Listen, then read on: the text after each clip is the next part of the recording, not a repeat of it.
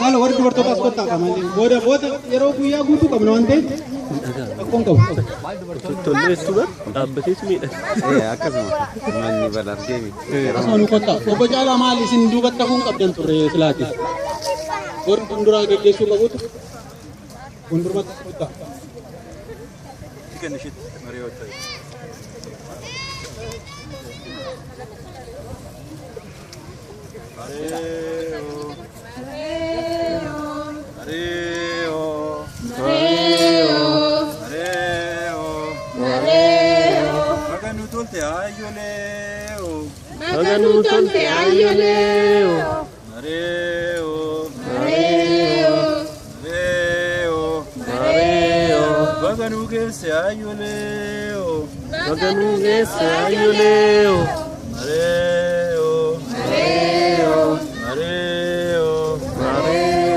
Baganungese ayoleo, baganungese ayoleo, mareo, mareo, mareo, baganungese ayoleo, baganungese ayoleo, mareo,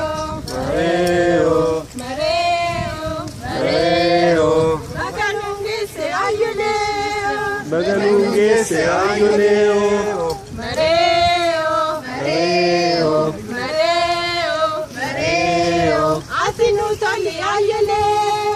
Atinu ayole, mareo, mareo, mareo, mareo. Atinu ayole, mareo, mareo, mareo. Bifu.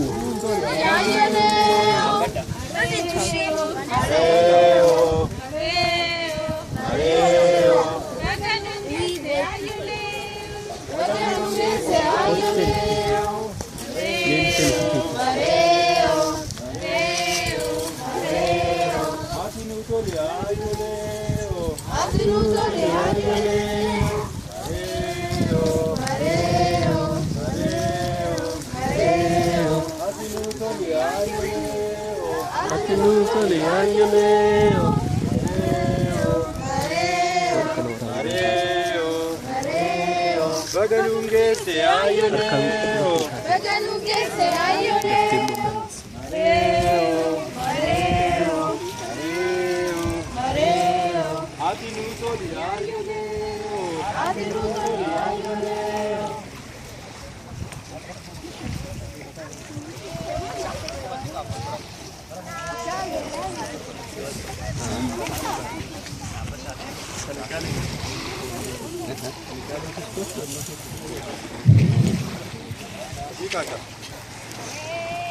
Hundi keessanuu gara tokkotti dhaqaadha.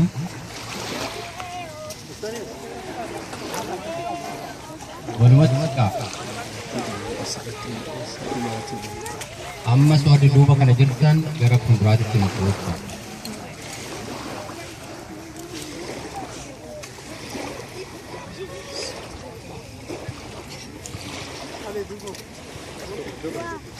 Fuuldura karaa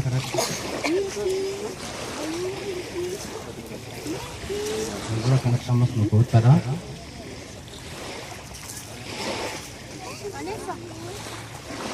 Asumarraanii hundi keessanuu baga guyyaa har'aa kanaan isiniin ga'e. Oromoon aadaa guddaa qabaa. Aadaa guddaa san keessaa hangafni Oromoo hin jira. Seeruma kanaan har'a bakka keessatti argamtan kana keessa Booranni yoo jiraate iddoo kana fudhatee guyyaa har'aa kana akka nu jalqabu kabaja guddaadhaan gaafadha. Booranni jira. Booran galma jira.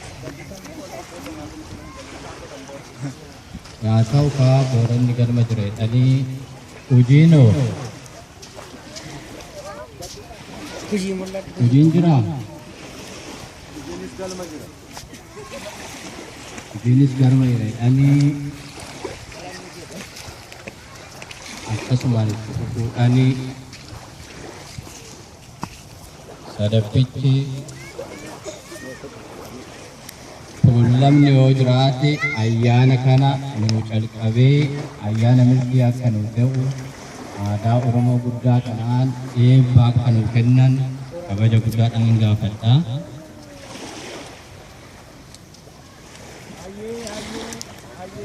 Garana kootu. Hayyee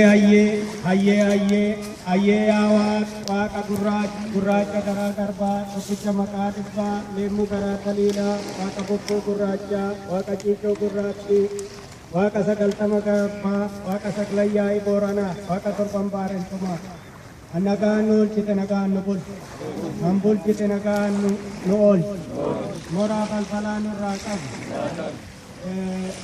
yaa waaqti kadhannaa nu dhagayi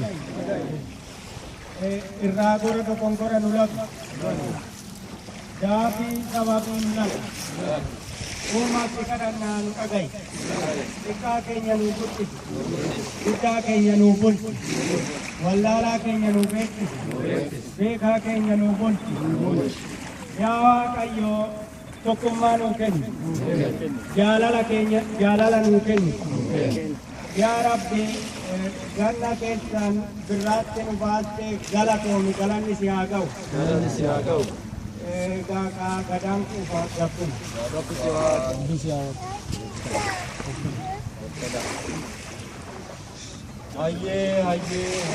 hayyee waaqa uumamaa waaqa sagaltama garbaa waaqa salgan booranaa waaqa torban baarentummaa waaqa ciicoo gurraattii waaqa bokkuu gurraachaa waaqa sanan gadaa Oromoo waaqa odaa nadee waaqa odaa bulchu waaqa bokkuu waaqa sanan gadaa Oromoo kan nagaan nu bulchite nagaan nu oolchu nagaan nu oolchite nagaan nu bulchu irraa gora nu oolchu dogoggora nu oolchu hamaa hammaataa nurraa qabi tolaa nutti qabi innaa nu guddisu guddaa keenya nu jiraachisi wallaalaan keenya nu beeksisi beekaan keenya haa bulu beekaan keenya saba isaati haa hojjetu yaa waaqa uumaan si kadhanna kadhaa keenya nu dhagayi saddenni saddetatti nuuf haa dhaamu malkaan malkaatti nuuf haa dhaamu lagdi lagatti nuuf haa dhaamu sabni Oromoo walaa dhaga'u hamaa hammaataa irraa nu qabi qilleensa birraa nu baasi aduu bonaa nu baasi roobdee rooba keessa nu miidhiin saamtee caama keessa nu miidhiin Oromoon uumaan waaqa yaa waaqa nu dhagayi tokkummaa keenya nu jabeessi tokko nu godhi arrabni keenya wal jalan darbiin garaan keenya waliin dhabiin walii obsa nuuf haa kennu walii galtee nuuf haa kennu yaa waaqa seelaa gadhee seenaa gadhee nu baraari hamaa hammaataa nurraa qabi akka ofirraa dabarree lammii keenya saba keenya akka yaannu nu taasisi saba walitti mee wal dhageessisu lallabee wal hubachiisu nu taasisi yaa waaqa gurraacha tokkicha maqaa dhibbaa gurraacha garaa garbaa si kadhannaa nu dhagayi gadaan roobaa gabbina garri qufaa gabbina